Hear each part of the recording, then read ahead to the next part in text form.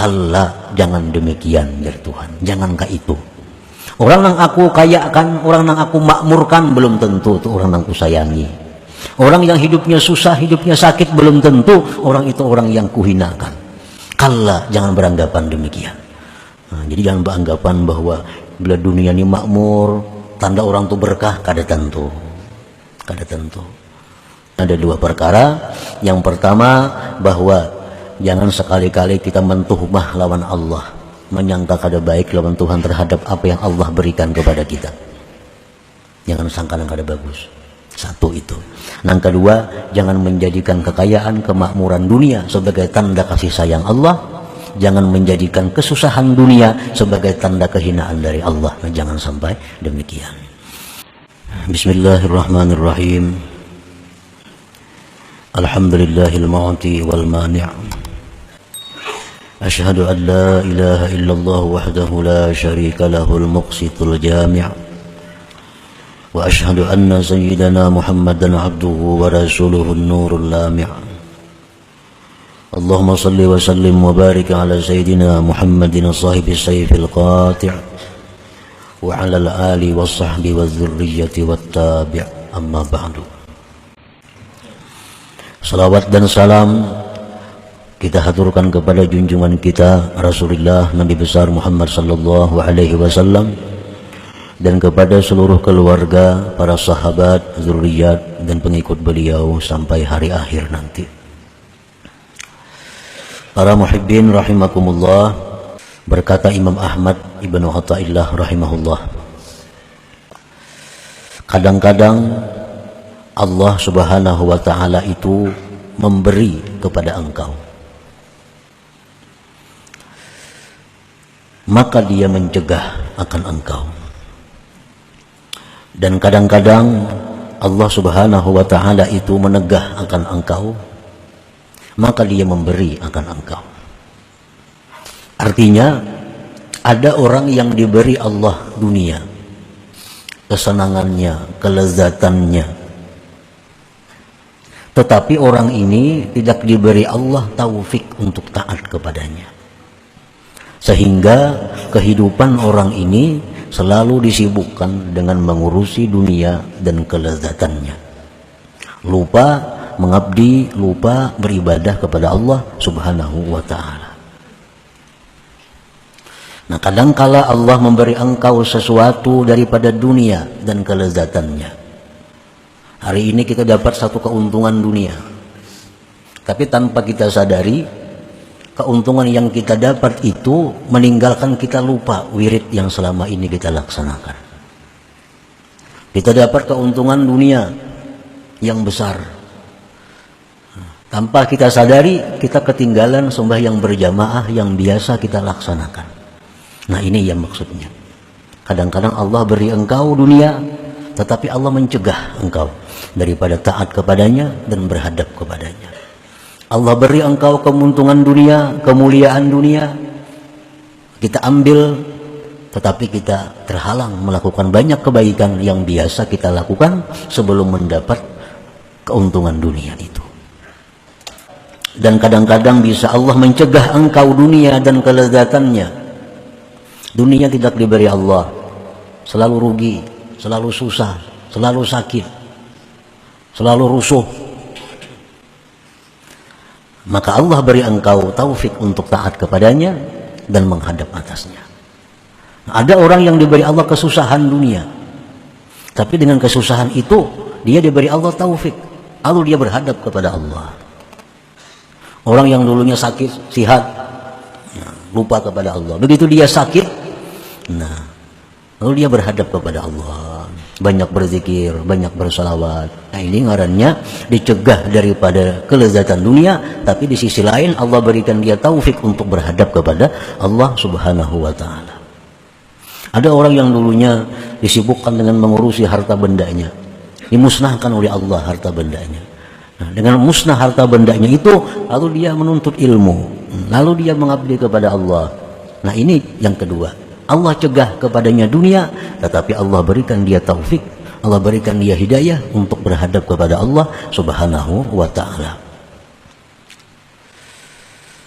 Nah, para muhibbin rahimakumullah, orang yang dulunya kada pernah bersedekah, kikir, nah kemudian diberi Allah dia kesusahan dunia, kehilangan umpamanya, atau kerampukan, atau ditipu orang. Nah, gara-gara ini dicegah keuntungan dunia, kehilangan atau kerampukan, lalu dia bersedekah. Nah, kasih itu kamari, bersedekah lawan tuan guru, bersedekah lawan habaib, bersedekah lawan fakir miskin. Nah, ini contohnya orang yang ditegah Allah dunia, tapi diberi Allah dia taufik dan hidayah untuk taat kepadanya. Kebiasaan nafsu kita itu senang dengan pemberian duniawi. Sihat, makmur, aman, tentram, rezeki berlimpah ruah, itu paling senang nafsu kita. Dan kebiasaan nafsu kita itu menjadi sempit, menjadi susah dengan ditegah.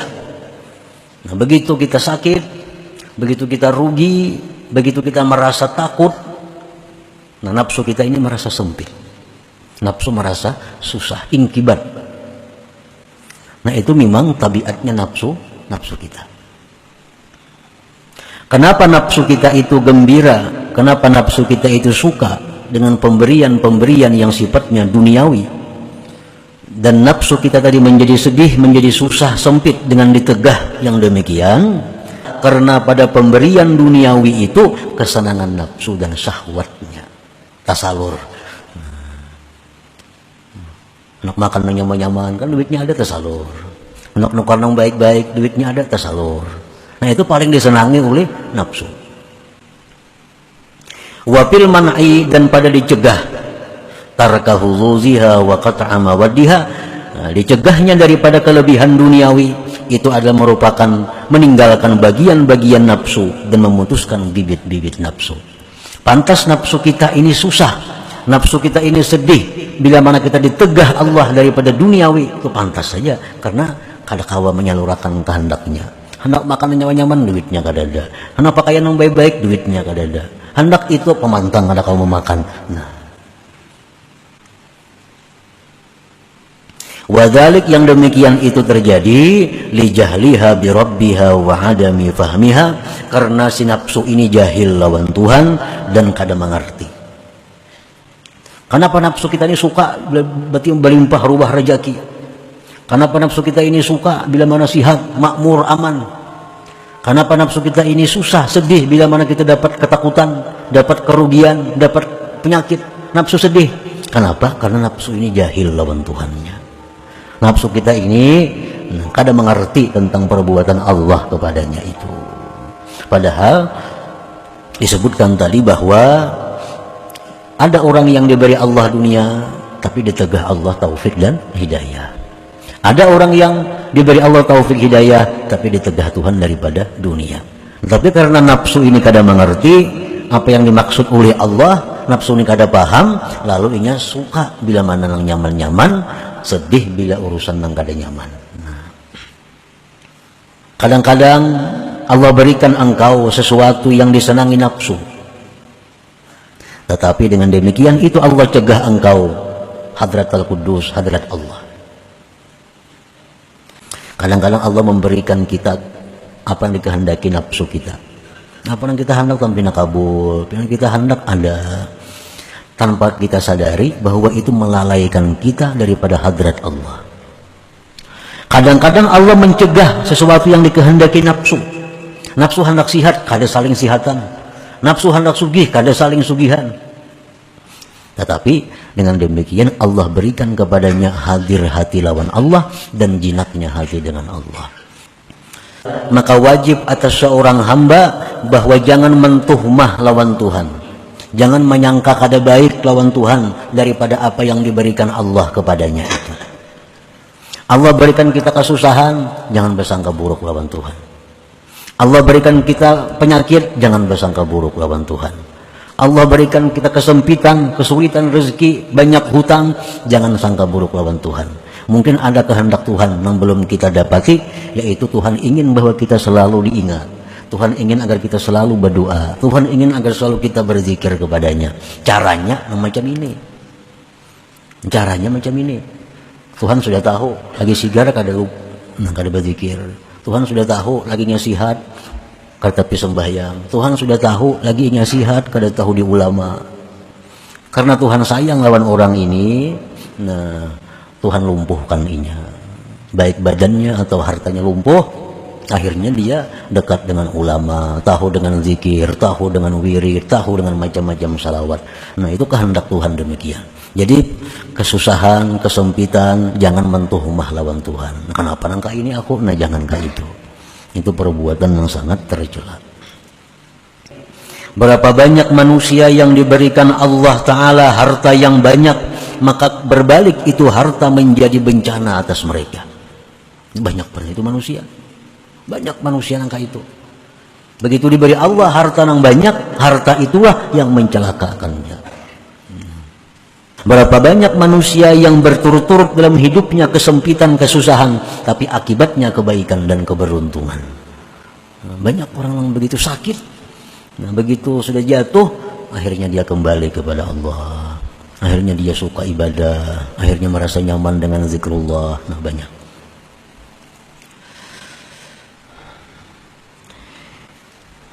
Firman Allah Subhanahu wa taala, asa wa asa an takrahu syai'an wa huwa khairun lakum. Itu sudah firman Allah menjelaskan.